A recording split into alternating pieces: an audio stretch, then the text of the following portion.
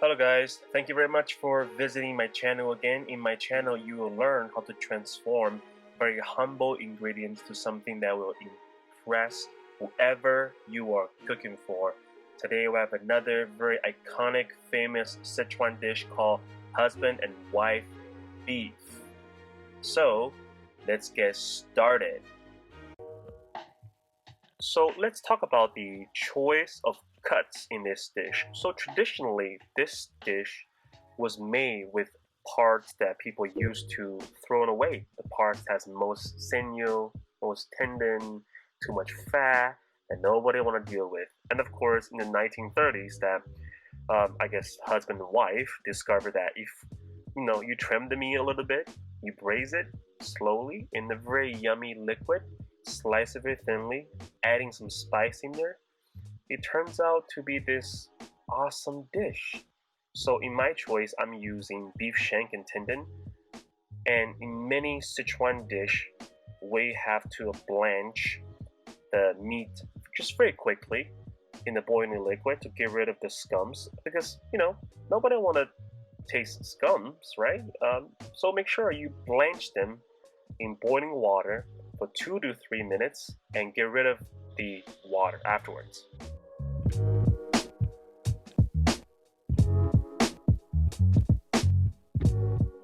Next, we will make the Chinese braising liquid. Okay, if you never had this before, and if you walk in somebody's house and someone's making this, you will be thinking, what is this weird smell? The things smell like Chinese herb. Yes, it smells a little weird, but it tastes awesome, especially when you keep adding stuff time after time.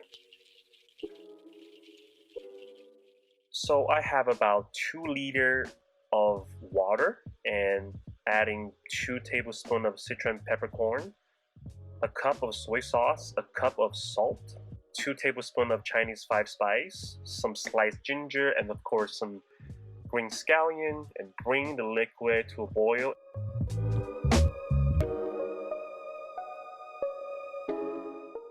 Add the meat back into the liquid, cover the pot, and braise it on the medium-low heat for 2 hours.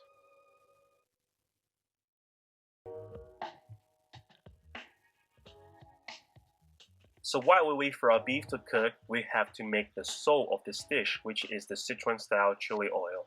You're gonna need about 2 cups of coarsely ground cayenne pepper. So do not use the powder stuff because it will get burned to nothing. Right here I have some bay leaf and also some dry garlic in there. So add the oil in 3 different stages. Do not just pour all the oil in there at once because you will burn everything as well. So add a little bit at a time and stir it every time. That will make sure to get all the flavors out of the cayenne pepper, but also prevent it from burning. The color of the oil should be red. If the color of your oil turns out to be either black, brown, yellow, or rainbow, you should probably throw everything away and start over. And then, did I say rainbow? Yeah, I guess if your oil turns out to be rainbow in color, you should probably stop whatever you're doing and call your doctor or evaluate some of the choice that you made in life. After that, let's chop up some celeries and green onions. So you can see that Chinese cooking and then Sichuan cooking specifically is always vegetable paired with the animal protein. In the very rare occasion, it will be just animal protein.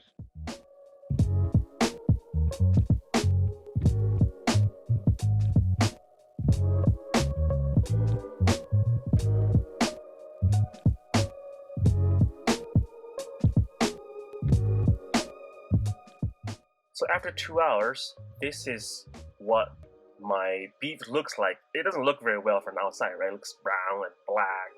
But if you cut it open, because we braise it very slowly in the Chinese braising liquid, oh my goodness, we have retained the color of the beef. And now you will just have to slice it as thin as you can. I'm doing it approximately 1 to 3 millimeters. I have no idea what's that in inches. I was raised in the matrix system. So is the rest of the world, besides the US, I guess.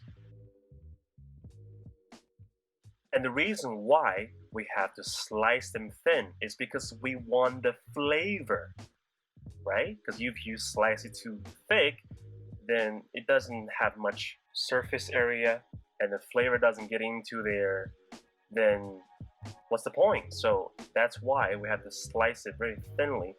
And another observation you might have when you go to a Chinese restaurant is that almost everything is sliced or cubed because we want the flavor to get in there.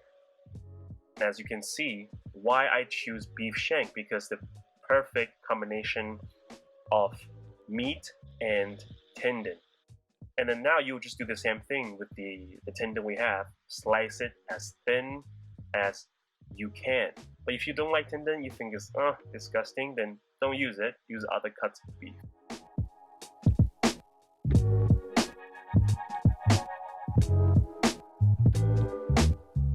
Now we're going to assemble this dish. So in the bowl, you will just overlap single slices of beef and then fill the entire wall of the bowl with the beef and leave room for the vegetable that we have chopped earlier.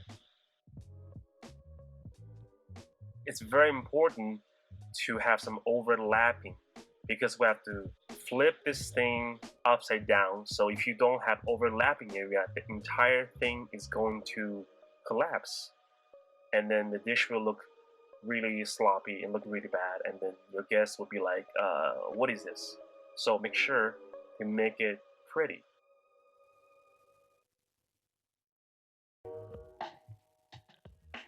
After approximately 10,000 years of assembling the beef, you will have something look like this.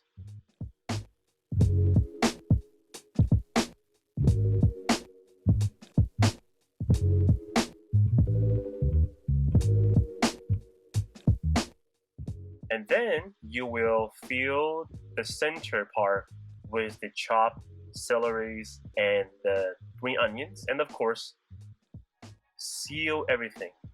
Seal everything with more beef and tendon. Yes, because this is a beef dish. Yes, it's not a celery dish, and it's not a green onion dish. It's a Szechuan style husband and wife beef. So you can see right here, I lightly press on it. Don't go crazy on it, okay? Just lightly press it. And then you'll put a plate over it and flip it over and boom, look at that. Look at that beauty. Of course, being a Szechuan dish, you can't do without the Szechuan style peppercorn. It's numbing, slightly lemony, and it's delicious. And top up with some chili oil that we made earlier. Traditionally, you're not supposed to use this oil that we just made. You're supposed to use the next day for more flavor and more spiciness, but I don't care.